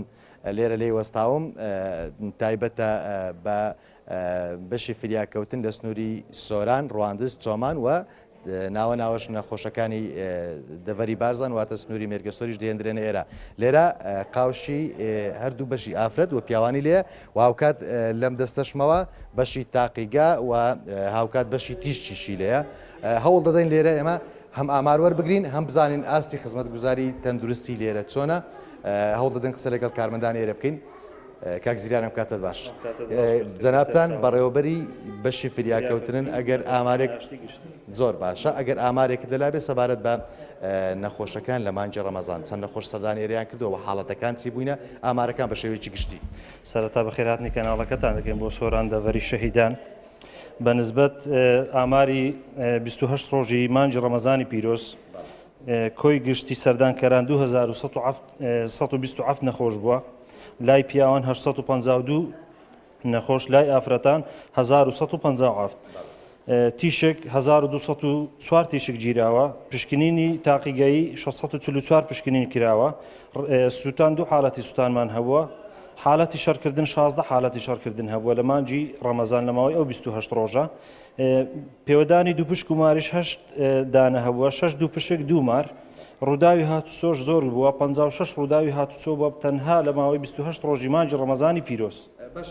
کاک زیران بەو پێیکە ناوچەکە ناوچەیەکی شاخاویە و تایبەتمەندی خۆی هەیە ئەوەی تایبەت بێت بە پێوەدانی مار و دوو پشک ئێوە لێرە پێداویستی بڵێن تەندروستی وەک پێویست هەیە لێرە لەوەی لە کاتی لە حاڵەتی وە چارەسەری نەخۆشی پێ بەڵێ خۆشبەختانە هەتا تقریبان 3 ڕۆژ 4 ڕۆژ پێش ئێستاش هەموو مەوادەکان هەبوون بەس ئێستا لە هەولێریش مەوادەکان نەماون یعنی ئێستا ئی دوو پشک هەر نییە لە هەولێریش نییە لەو حاڵەتە ئەگەر حاڵەتێکی وهات چیەکەن وەڵام مەجبورین ڕەوانەی لۆ هەولێر بکەین باشە کاکزیان زۆر سپاس دەکەن دەچینە لای ئەو کارمەندانی دیکەش لە بەشی سەیدەلیا کۆڤان پێماوەیەکی لە پرسیارەکان ئەگەر ئاراستەی میوانەکە بکەین سەبارەت بە نەبوونی چارەسەر بۆ ئەو نەخۆشانی کە تووشی حاڵەتی پێوەدانی مار و دوو پشک دەبنەوە گرفتێکە لەو ناوچەی یەکجار زۆرە بەداخەوە بەتابەت لە ناوچە و نشینەکان کە پێویستە ئەو چارەسەری هەبێت ئەو کاتت باش تۆ لە بەشی سەیدەلیای لێرە با قسە لەسەر ئەوە بکەین ئایا دەرمانی پێویست هەیە لەو بەشە کە بەشێکی زۆر گرنگە یاخود با بە شێوەیەشتر پرسیارەکە بکەین قەیرانی دارایی هیچ کاریگەری لەسەر بەشی سەیدەلیە کردووە لێرە لە بەشی فریاکەوتنی سۆران وڵەت تا حەدێک باشە دەرمانەکان هەیە قەیرانی دارایی کاریگەری کردووە تقریبا کردیتی بەس هەر باش ینی بەشی وەکو پێویست باشە. واتە کاتێک ئەو نەخۆشانەکەدن وەک دەزانین ئێرە نەخۆشەکانی سنووری چۆمان زەحمە نەبیوەرە ئێرە لە سنووری قەزاکانی ڕواندز چۆمان سۆران مێرگەسۆر بە 13 ناحیە و ژمارێکی زۆری گونداوای دێنێ ئێرە دەرمانی پێویست هەیە یاخود ئەو قەیرانە کاریگەری دروست کردووە قەیرانەکە کاریگەری دروست کردە بەڵام بەو شێوازە شنیانی باشە تقریبن بەس زەختەکی زۆریشن لەسەرانی هەموو نەحیەکانی دەوروبەر دێنە سۆران سارقەزا لەگەڵ 13 ناحیە باشە چارەسەری با بڵێن ئەو نەخۆشانێکە مار و دوو پیشیان پێوە دەدا نیتانە وایە لێرە وەڵا ئێستا ئەو بابەتە نیە ئێستا دوو پشک مار لەو سنوورەی گەلک زۆرە مار و دوو پشک بەڵام کەچی دەرزیەکەشن نییە ئەو گرفتێکە کاک زریان نازم کارمەندی ئەوەتان نییە با بڵێن ئافرەت ئەگەر هەبێ ئەجینە هەوڵ دەدەین کۆڤان سەبارەت بەو نەخۆشانە یاخود زۆرترین نەخۆش بزانین لە چ حاڵەتێک دێنە فریاکەوتن یاخود ئەو نەخۆشانە حاڵەتێکیانە بوو بەتابەت لە مانجی ڕەمەزان کە سەردانی فریاکەوتیان کردو هەوڵ دەدەین بچینە لای پزیشکی تایبەتمەند کە ئێستا لە ژوورەوەی پزیشکی ئێشگر هەوڵ دەدەین قسە لەگەڵ ئەو بکەین با بزانین ئەو حاڵەتانە یاخود زۆرترین حاڵەت کامیان بۆ هەرچەندە نەخۆشیشی لایە دکتۆر ئەو کاتت باش مۆڵەت هەیە ببورن ئەو کاتت باش دکتۆر ڕێزی دکتۆر ببوورە هەرچەندە نەخۆشت لایە ئەمە بە شێوەیەکی ڕاستەخۆ لە کوردستان 24 لە پرۆگرامی پارشێو لەگەڵ جەنابتین لێرە لە بەشی فریاکەوتن وەک دەزانین نەخۆشەکان لە سنووری ڕواندز چۆمان مێرگەسۆر سۆران سنووری 13 ناحیەش دێنە ئێرە زیاتر ئەو حاڵەتانەی لە مانجی ڕەمەزان هاتوون ینی هۆکارەکەی چی بووە هۆکارەکەی خواردن بووە یاخود زۆر خواردن یاخود شێوازی با بڵێن هۆکارەکەی ڕەمەزان بوو چی بوو پێشەشی بەخیاتن تا دەکەم بەخیاتی تەلەڤیزیۆنی کوردستان 24 دەکەم بەڕاستی لە ڕەمەزان کەیسەکان زیاتر خۆیان لە چەند برەی نەخۆشەی دیاریکراو دەبینەوە زۆربەی ئەوانەی کە زیادی کردووە بەراورد لەگەڵ ڕۆژانی تر زۆربیان حاڵەتی ئەو نەخۆشیان کە پەیوەندی بە کۆندامی هەرسەوە هەیە وەکو سکچوون ڕشانەوە زگێشە زۆرە و هۆکارەکەشی دیارە هەمومان دەزانین کە لە ڕەمەزان بەحکومەوەی بەڕۆژی دەبین و حەق خاستن ئێستا بە تایبەت کە نزیکەی 16 سعات بە ڕۆژی تر دوای ئەوە یعنی خەڵک دەبینی هەر بەشی دەرێتن زۆربەی شتەکان لەسەر خواندا مەبەست ئەوەیە کە لانی وشیاری لە خواردن لە کاتی بە ڕۆژوبوون یاخود ڕۆژوشکاندن زیاتر پەیوەندی بەوە هەیە کە ڕێژەی نەخۆش زیاد دەکات لە مانجی ڕەمەزان بێگومان ڕێژەی زۆرێک لێ نەخۆش کە ئەوەش برین کە هەندێک زۆری نەخۆش کەم بوویتەوە هەندێک کەیسە زۆری نەخۆشی کەم بووە وەکو بە شێوەیەکی گشتی ڕووداوەکان کەمترە بە تایبەت جگە لەو کاتانەی کە کاتی بەربانگ و پاشی و ئەجینا ڕووداوەکان بەعام کەمترە بەس ڕووداوەکانی ئەو نەخۆشیانەیە کە پەیوەندی بە کۆندامی هەرسە زیاترە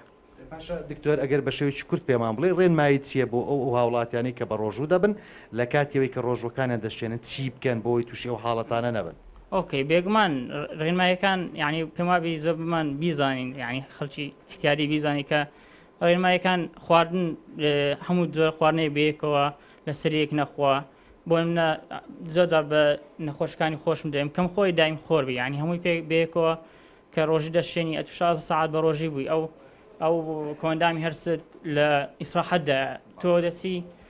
یعنی وەش دەرێت تۆرەی ئەو ژەمەکانی تر دەکەیەوە بێگومانەوە غەڵەتە ئەوەش دەبتەوە کاری سکسون ڕشانەوە ئەو نەخۆشانەی کە گوت پاس زۆر سپاس دەکەین چکە نەخۆش لا نامانەوە زۆر کات بگرین خاڵەجان تۆ نەخۆشیان لەگەڵ نەخۆش هاتووی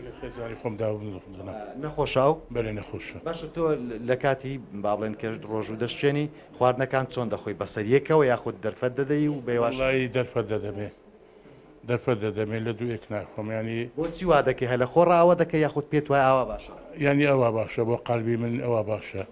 ینی دەوری سعات 9دا ئەو زار خواردنی بە تەواوی خۆم بێواشی لە خۆمەری باشە هیوادارین کە تەندروستێکی باشت هەبێت قەت نەخۆش نەبێت هەوڵ دەدەین بچینە کۆڤان ئەگەر دەرفەت هەیە هەوڵ دەدەین لەگەڵ کارمەندی دیکە قسە بکەین بەتابەت ئەگەر لە بەشەکانی دیکە بنە جینە هەوڵ دەدەین بچینە بەشی باشە دیارە دەرفەت نییە کۆڤان ئەوە بەشێک لایەنی تەندروستی بەشی فریاکەوتنی شاری سۆران بووکە ئەو فریاکەوتنە بە شێوەیەکی فراوان خەڵک سەردانی دەکات بۆ پێیکە نەخۆشان لە سنووری قەزاکانی چۆمان، ڕواندز، سۆران، مێرگەسۆر و 13 ناحیە ژمارەی ئەگزا زۆری گوند و ئاوایش لە کاتی نەخۆشبوون یاخود فریاکەوتن سەردانی ئەو فریاکەوتنە لە شاری سۆران دەکەن. بەڵێ کۆڤان دەگەڕێمە لای تۆ. بەڵێ سپاس بۆ هاوکارم تەیفور محەممەد کە لە نێو نەخۆشخانەی فریاکەوتنی سۆران لەگەڵم بوو. سپاس سید زەمان ئەگەر بینی بت لەم هاوکارم تەیفور محەممەد لە نێو نەخۆشخانەی فریاکەوتن بوو. نەخۆشخانەی فریاکەوتنی سۆران دەڵێ کێشەی هەندێک دەرزیان هەیە بە تایبەتی ئەوانەی کە دوو پشک و مار و ئەمانیان پێوە دەدات. ئایا ئەم کەسە تاوەکو دەگاتە هەولێر بەمە گیانی لە دەست نادا کە دەرمان نەبێ لەوێ؟ ئەگەر گیانیشی لە دەست نەدا بەڵام زۆر هیلاک دەبی. بۆیە ئەوە جگەلەوەی کە هیلاک دەبیتن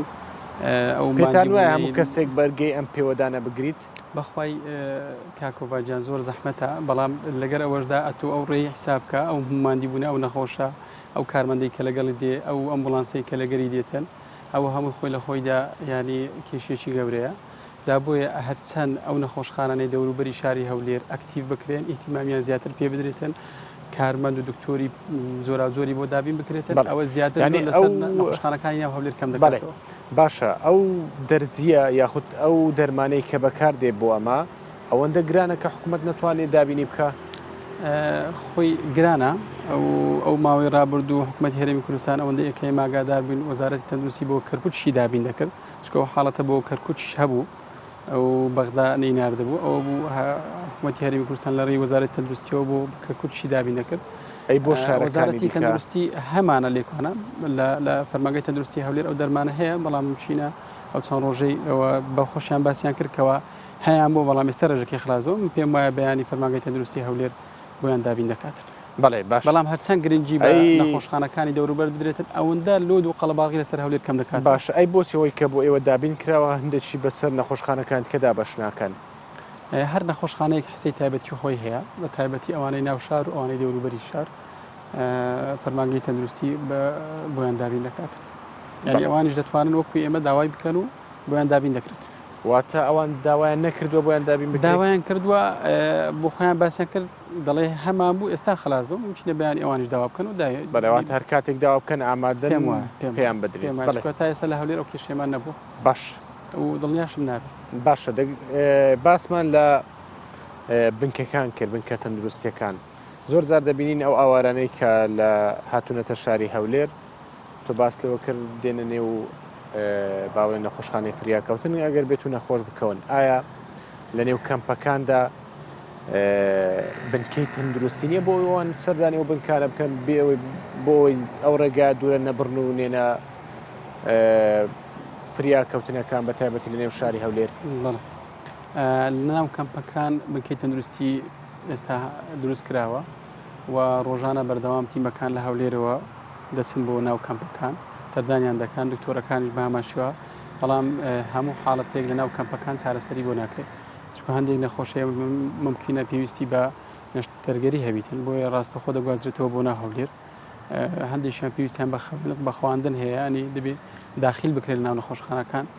ئەوە هەردی بگوازرێتەوە بۆیە هەموو حاڵەتێک ناو بکان چارەسەر ناکرێت. باش ئەو دا و دەرمانەی کە لە بەغدا بۆتان دەهات ئێستا بە هەمان شێوەی جارانە یاخود جیاوازی تێکەوتۆ و بڕێکی کەمتری دێت؟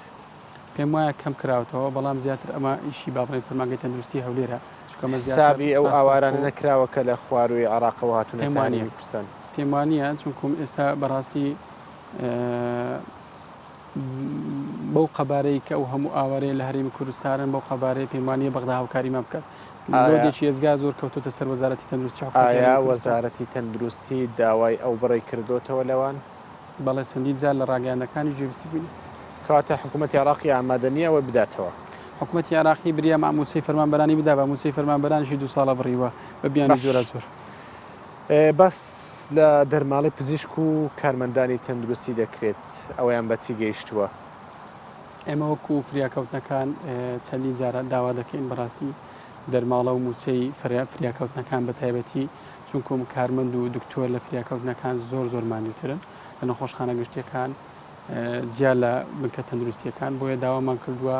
دەرماڵەیەکی تایبەت موچەیەکی تایبەت بۆ فریاکەوتەکان دابین بکرێتن من پێم وابوو مانجێش تا بەشکرا موچەیەکی تایبەت هات بۆ سەرجەم دکتۆر و کارمەندانی نەخۆشخانەکان و چاوەڕێی موچەی تریش بێ ئینشاءالله. ئایا ئەو بە پیر ئەو داوای ئێوە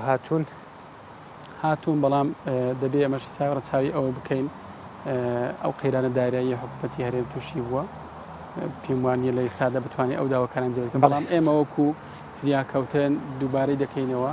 داوا دەکەین بەڕاستی موچە و دەرماڵەی کارمەند و دکتۆرانی فریاکەوتنەکان جیاوازی هەبی لەگەر سەرجەم شوێنەکانی تر چونکو بەڕاستی فریاکەوتەکان 24 کاتژمێر لە ئیشکردندان لە پێشوازی نەخۆشدان دێشی ئێزگار زۆر قەڵەباڵغێکی ئێزگار زۆر مادیبوونەوەی ئێزگار زۆری بەڵێ سپاس بۆ سید زەمان حەسەن بەڕێوەبەری کارگێر لێرەوە دەمەوێت بەڕاستی سپاس بەڵێ فەرموو سەرجەم دکتۆر و کارمەندانی نەخۆشخانەکەمان بکەم کە لە ماوەی مانجی ڕەمەزانی پیرۆز توانیان بە شێوازێکی ئێزگار ڕێکوپێک ئەو بەرنمەیە کە بۆیان دانرابوو جێبەجێ بکەن لە پێشوازی نەخۆش و ئەو خەڵکاندا بن کە پێویستیان بە کارمەند و دکتۆرەکان هەیە زۆر خۆش بێ سپاس بۆیش بۆ دەرفەتێک کە سپاس بۆ سید زەمان حەسەن بەڕێوەبەری کارگێڕی لە نەخۆشخانەی فریاکەوتنی ڕۆژهەڵاتی هەولێر کە لە تۆوەری دومی بەرنامەی پاشیف لەگەڵمان بووی سپاس. بەڵێ سپاس بۆ ئێوەش کە بینەری بەرنامەی پاشیف بوون بەرنامەی پاشیوی ئەم شەو بە کۆتا هات بەڵام بەر لەوەی بە کۆتا بێنم هاوکارانم بە تایبەت حەسەن کاکۆ لە شاری دیاربەکری باکووری کوردستان ئازلاوێکی بۆ ئامادە کردوین سەبارەت بە نزیکبوونەوەی لە جەژنی ڕەمەزان کە شاری دیاربەکە قەرەباڵغیەکی زۆری بەخۆیەوە بینیوە خەڵک زۆر دەچێتە بازار بۆ ئەوەی پێداویستەکانی جەژن بۆ خۆیان دابین بکەن بەڵام دوای پاکێجەکە بەرنامەی پاشیف بە کۆتا دێت تاوەکو پاشیوێکی دیکە هەر لە خۆشیدا بن.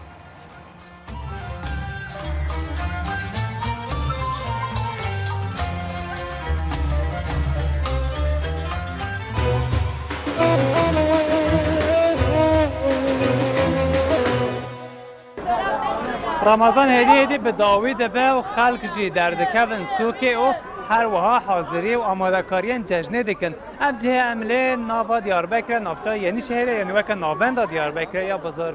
بازرگانیا دیاربەکرە لەوێ دەرێ بڕاستی gelek jara men nûçeyên wisan jî dîmenên şer û pevçûna me ji were ragihandîne li vê derê bombayên gazê û herwiha şer û pevçûn gelek dîmenê wê li vê derê em bêjin diqawîm û me ji bo we radigihand lê belê niha tenê wan şer û pevçûna cihê xwe ji aramiyê re hiştiye xelk li vê derê derdikeve û danûstandina cejnê dike ya cejna Ramazanê dike. Heta derengî saetên şevê jî xelk wisa ji derve ne hem li ser payareya yanî li ser qaldirima û hem jî deriyên em bêjin xelk cil û berka nevê derê difiroşin û ji hêlatin ve em bêjin deriyên dikana heta saetên derengî şevê her wiha vekirîne merhaba ji te re. Merhaba Serşaba. Min dibat başî? Sağ bê mala ba. Te ji bo cejnê çi haziriyete hene?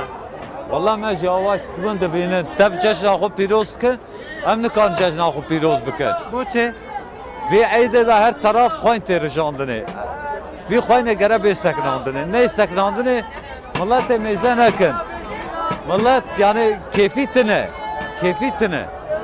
Em barişê dixwazin, em aştiyê dixwazin. Çi dikin bira bikin bira vî xweynê bê seknandinê. Zor spas keke min îşallah weke gotna te çêbet ev xwîn bisekine da ku milezî baweke rehatê bi borexşika min ê. Em bêjin danûstandina xwe bike. Xelk li vê derê ne ciwanek li vê derê ji xwe re em bêjin goret bijin merheba ji te re. Merhaba. Baş te çi dikirî? Baş spas çawanê. Serçeva te çend gora bikirî? Êwola em 6 gora bikirî 5 milyon. 6 gora 5 milyonan. Bele. Mala te ava? Spas dikim. Her sahibi bele. Hevkarê min Hakan Erqiran nîşanwe kir bi qemereya xwe 6 cût 5 lîre. 6 cût gora 5 lîre bi rastî binêrin her wiha ev comêrê her jî ba gora li vê derê difiroş û xelk ereqeyekê mezin didîtê. Merhaba. Merhaba. Baş keke min. Goveke her de were bila rêjî vekirî bit. Were vê derê keke merhaba ji te re baş. Merhaba seçava be. Malbata xwe derkir. Ere. Te çi standiye ji bo cejnê çi haziriyete hene? Valla mehin emin nû derketin me tişkî nesendiye. Em digerin. Çawaya Ramazana te çawa derbas? Baş e. سپاس کن تشکر دکن مگو گاوادن سر اکرانی مگو گرک جارا مل و داری بحثا شهر و پفچونا کریان بجن ایلام و خاپشاندان هبون ببره نها هوای خوشی هیا هوای جشنه هدیت هیا کو بر بخوشی و هره هم دخوازم بارش در کرد هدیه ما بر خوشی هر زاتن هدیه همویا گله آمده و ریزاتن مالا تا سپاس کن تشکر دکن کدی تاجی ان شاء الله خودت تمنک باش و باش بدت صعب سپاس کن من سر چبا و غرب اشتره بله خلق در سوق نه خلق در کابن هدیه ام بین جن زاروک ج هفته حتی سال هر کس در کتینا لکولان دیار بکرنا هر وها دانستاندنا خود کن اف در ها و که شارع اسکانیه ام بجن نوا هولره خلق لبه داره و که ما گوتیم دانستاندنا خود کن و بازاری از بچه جواب بپرسم اوین کد اشتاد فروشن کی ده فروشه؟ ده فروش مرحبا مرحبا تشاويا ايش تدبي يا نابه؟ دبي تشوف شكرابه كيف تخوشه؟ باش ولا ساوا باشه جشن تاجي پیروز بنا زور سپاس که تشتکه بشه کرم کرد چاویا با امیشن دانستاندنا اج بو جشنه چاویا رابي biz abi oraya nakaş abim işten abim gerçekten abi alışveriş hemetine egazar alışveriş merkezleri Gesama Tivandara. مالا تابازی بحثا ویجی بکم ده بیجه خلق ده چه دانستاندن ام بیجه ناوندن دانستاندن لی وداری هاتنه چه کرن خلق ده بیجه ده چه وداری لی بله حوالی ویجو گو کار خوشه کار باشه بله وسا هر وها به کیلومتره همه بیجه جسری سوکه حتی داویا سوکه خلق وسا جدر و دانستاندن خواهد کن هواجی گله که خوشه دیار بکرد لی ساعته و خلق هر تم دخوازه ام بیجن اف شاهی و خوشیات نوا جشنه ده یا کج بو جشنه تکرن ده همون روزن ام بیجن دیار بکر ده همون روزان ده اف خیر و خوشی و اف شاهی لوی داره و ها به جین بله جناب بازار دیار بکرم در کردن پیش بری و